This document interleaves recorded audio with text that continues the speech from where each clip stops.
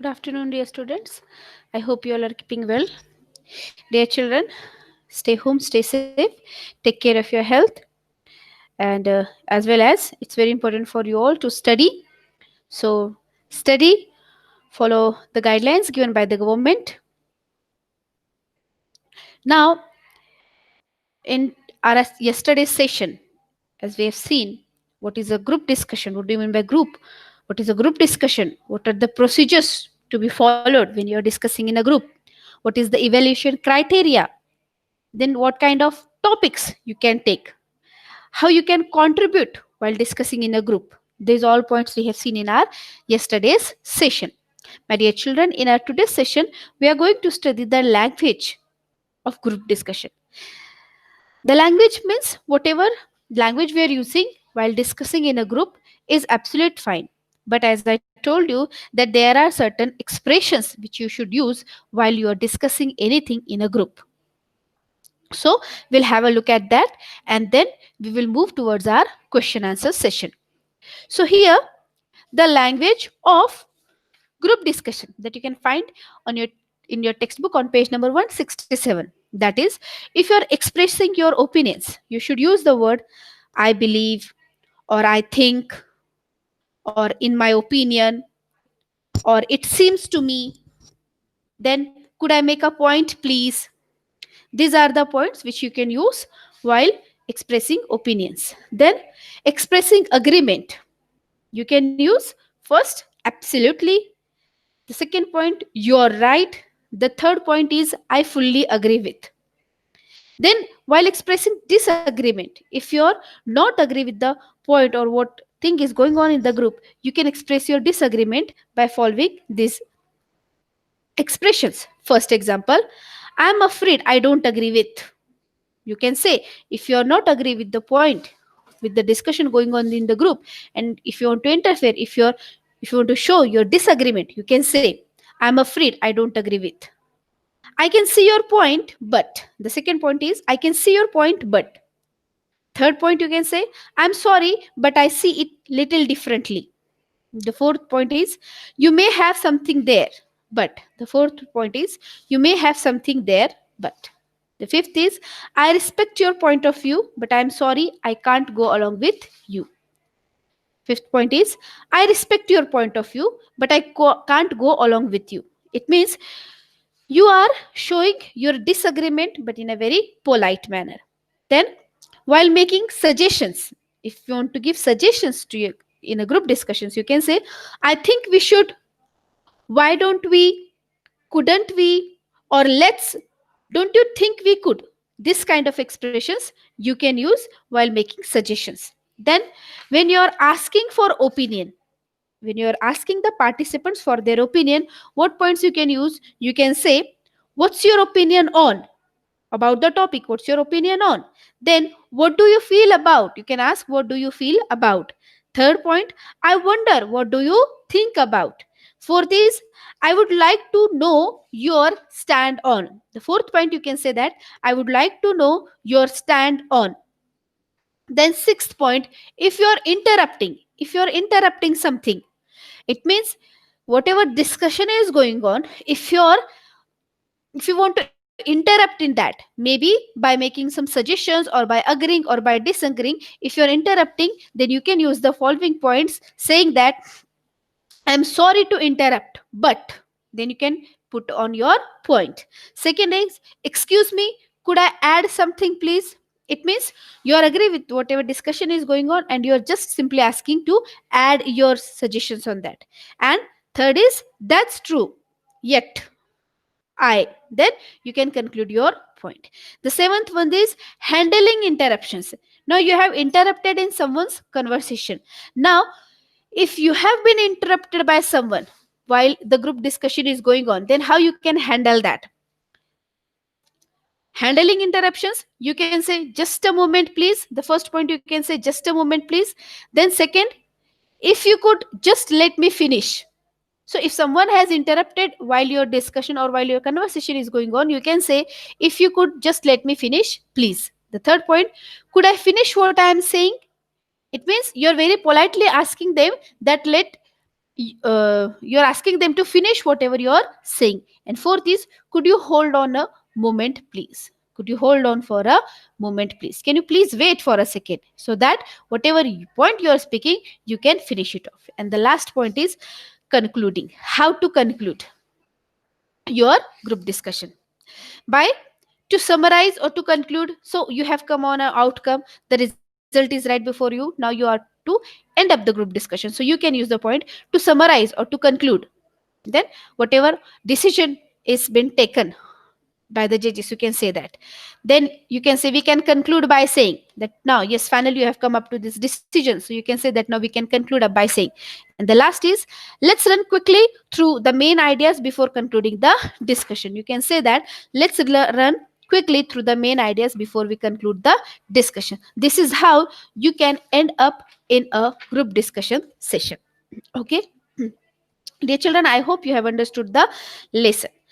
Now, on page number 168, a small sample of group discussion is given to you. Okay, so I want you all to read that, to go through the text again and again, so that it will give you a very nice idea also that how to take part in a group discussion. Okay. Now, the topic for the group discussion, which is given on your textbook for you, or you have been prescribed, is that, do you think teenagers should be given a separate mobile phone? This is the topic for the group discussion. Now here the elevator has given the topic. The participants are Manisha, Anamika, John. These three are the participants. Now these three people, they are discussing among themselves that whether the teenager should be given a separate mobile or not. So what the discussion is given? The summary of the discussion is,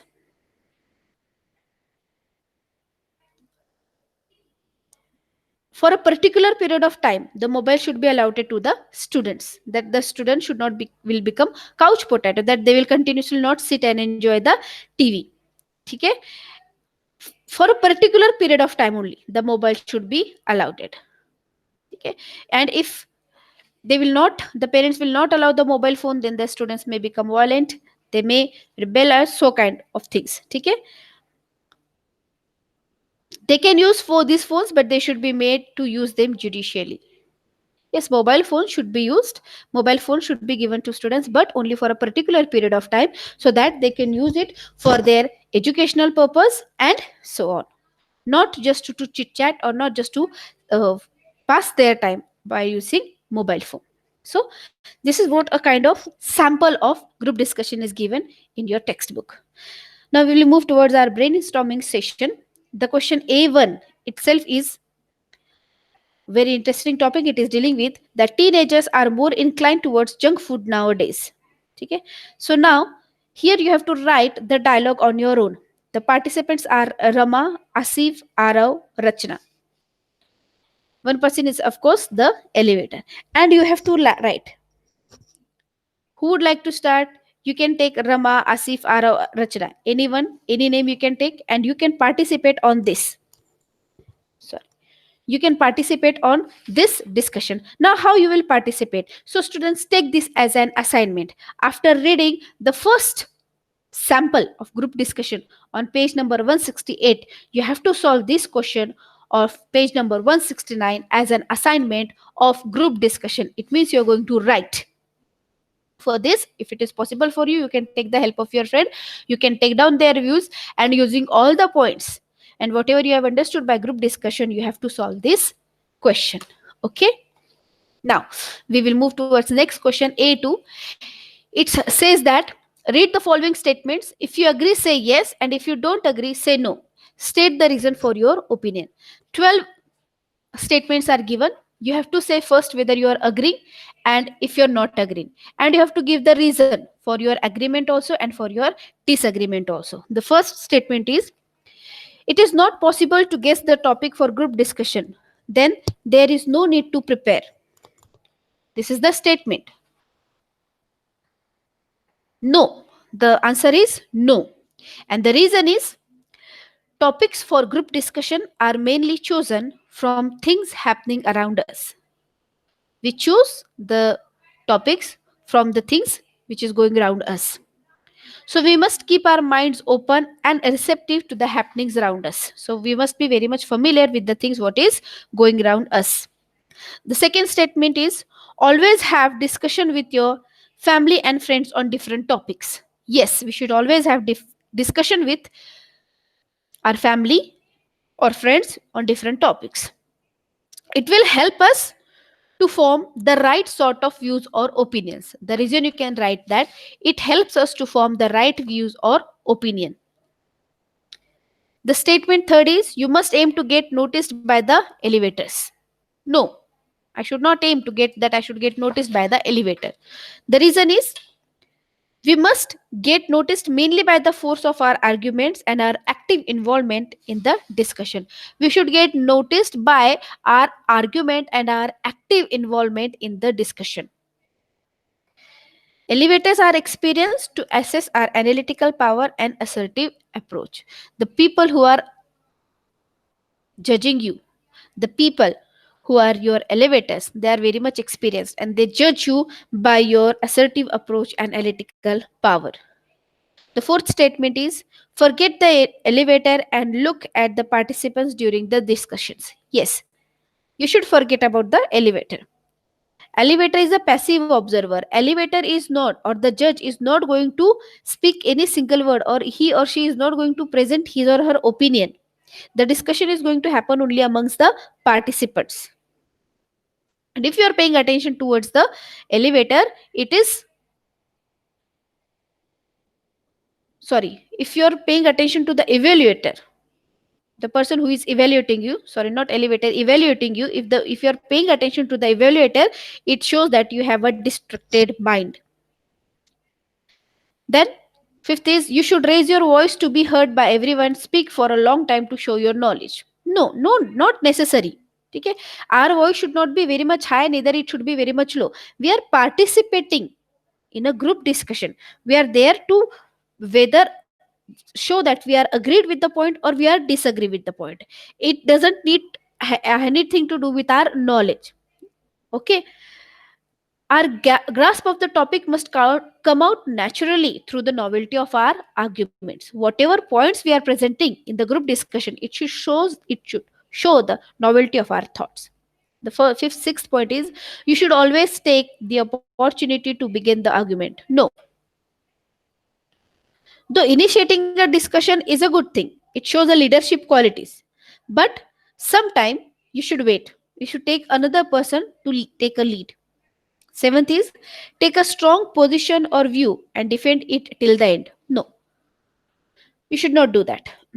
If another participant got a contradictory view and it's a very sound reasoning, we must accept it. We should not say that whatever I am saying is correct. Taking a strong position beforehand may restrict us from considering other points of view. We should always listen to what others are saying. We should not only try to just complete or just continue on our own argument.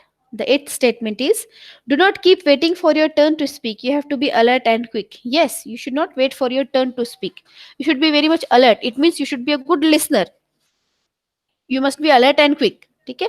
And we must always seek for the opportunity to speak. As a good listener, you should take it that yes, this person has concluded the point or is supporting my point. So you should be very much quick to speak. The ninth statement says that listening to others also plays an important role in a group discussion. Yes, listening is a crucial element of a group discussion because whatever point you are presenting, it is completely based upon whatever you have listened or whatever you have got the idea from your other participants.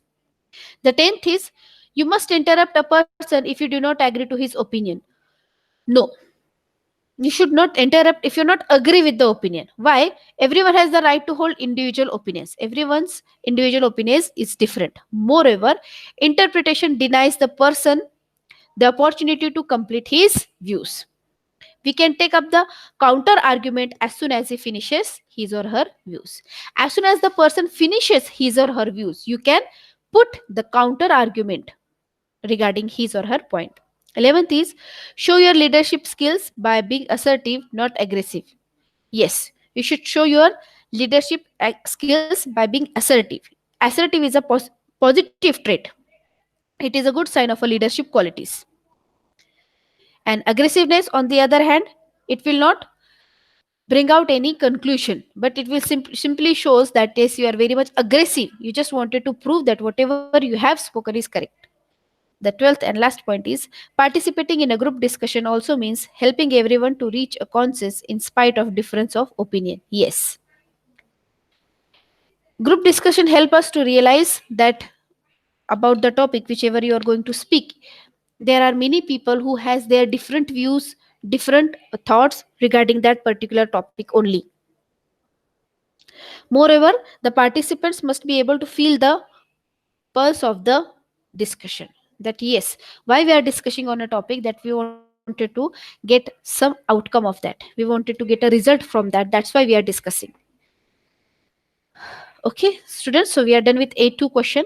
Now we will move towards A3 question. It's a web diagram type, and it is written about your personality traits. First point and last point is already given. First is critical thinking, the second point is analytical thinking, the third point you can write is effective communication, and the fourth point is already given, that is leadership skill. Now here the next question from A3 only is match the following. I'll directly tell you the answers of that. Discuss is to talk about a subject with someone and tell each other your ideas and opinions. I'll repeat. Discuss is to talk about a subject with someone and tell each other your ideas and opinions. Argue, express opposite views in a heated or angry way. Express opposite views in a heated or angry way. The third point is deliberate. Engage in a long and careful consideration. Engage in a long and careful consideration. Fourth is reiterate. Say something again a number of times. Fifth is emphasize. Give special importance or value to something in speaking or writing. Give special importance or value to something in speaking or writing. Okay. Now, A4 question, it has completely 3 point, and actually this A4 question is dealing with our grammar, that write down the following sentences in the reported indirect speech. It is an example of direct and indirect speech. So in our next session when we will sorry, in our next session when we will be dealing with our grammar topic, at that time we are going to take this example sorry, that we are dealing with the grammar topic. At that time we are going to solve this direct and indirect speech example. Now the second question from A4, it shows that read a part of conversation between Neha and Nidhi. A part of conversation between Neha and Nidhi is given. Now what you have to do, you have to read this and notice the changes in a reported sentence. Note the changes in pronouns, tenses, reporting and reported words and other changes. So this you have to do. Simply just read this out, and the sentence, Neha is saying, where are you going, Nidhi? Nidhi, I'm going for my music lesson. This is what the dialogue is. Now, the above conversation is written in exact words spoken, the question in a question answer form. If this conversation was to be reported by a third person, then it would be written as. This is how we are dealing with our direct indirect speech. My dear children, as I already taught you in the class how to deal with direct and indirect speech, or how to write direct indirect lesson. This is how you are writing. Neha asked Nidhi where she was going. Because the conversation between Neha and Nidhi, a third person has heard and is reporting to someone, then how that third person will tell that Neha asked Nidhi where she was going. Nidhi replied that she was going for her music lessons. This is how the change in a reported speech takes place. Now again in third, you have to find the sentence from the text. in direct speech and convert them into reported speech. Find out the sentence from direct speech and convert it into indirect speech. This question answer form we will see when we will be dealing with our grammar session. Student, I hope you have understood the question. You have understood the lesson also, as well as in our fifth chapter, only your writing skill session is given.